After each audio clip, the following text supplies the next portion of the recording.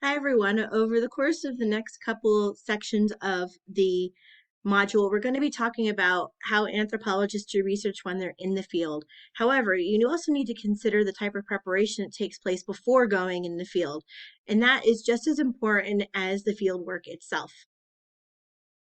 So the first step is to find a project. Basically, you're going to pick select a topic of interest. If you're interested in children and child rearing in South America, that's probably going to be your research topic. When you finally figure out what you're going to do, you need to start with doing a literature review. So you need to go to the library.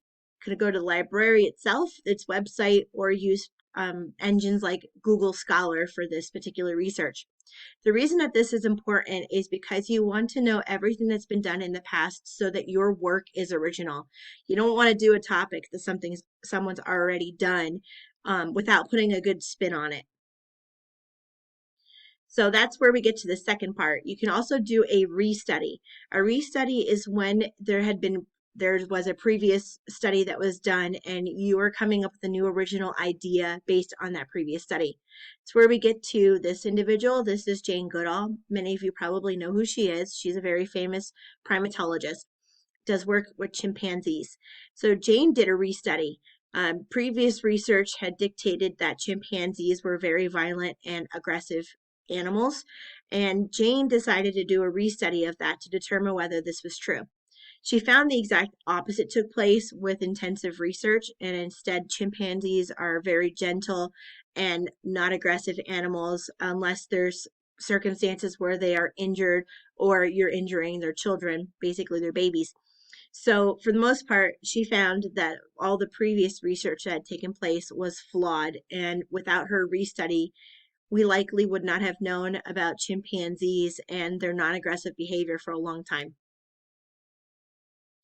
Another thing you need to do before going into the field is find money. Field research is incredibly expensive. It costs thousands of dollars. In fact, it can cost tens to hundreds of thousands of dollars depending on the topic. So you need to apply for a grant for that. And applying for grants is a long process. It usually takes about a year to hear back. So you need to plan about a year ahead of time. And that is if you're approved. If you're not approved, you might need to extend that to a second year. Also, you need to apply for things like visas so that you are in your host country legally. That is, if you're doing international research, of course. If you're doing questionnaires, surveys, or experiments on individuals, you also need to apply for IRB. IRB is Institutional Review Board.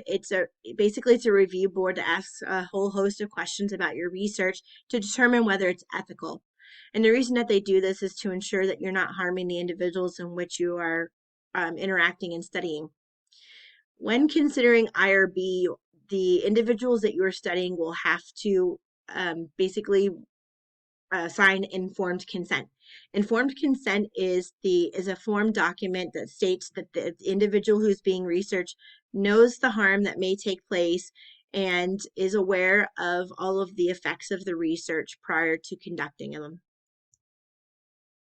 Depending on where you're going, you're going to have to prepare. You might need a place to live. You might need a tent. You might need a sleeping bag. You might need different types of clothing. So you have to consider those factors as well.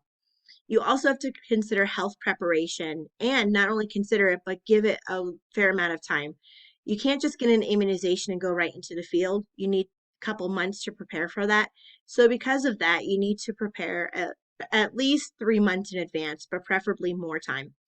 Also, you might need pills that you start prior to leaving. For example, malaria pills you must take a week before leaving, so you have to consider things like that.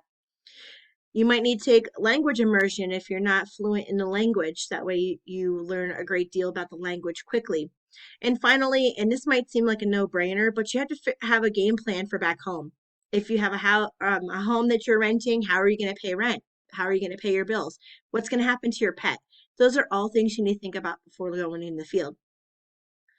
And last but not least is site selection. Site selection is based predominantly on your project research. So what's your topic going to be? I work at Teotihuacan, Mexico, so my site is Teotihuacan, Mexico. If someone is working in the Amazon, they need to pick a community in the Amazon. And the reason you do this is for a couple of reasons. One, you may have to apply for a permit before leaving, but also you got to remember your family is going to be really scared about you going in the field. So you have to prepare them too and let them know exactly where you are so that they aren't quite as frightened about the research and are prepared for the types of hazards that might take place. All right, well, that's all I have for you right now. Next time, we're going to be touching on the methods used in the field by anthropologists to obtain research. So if you have any questions, please email me. Otherwise, I will see you all next time.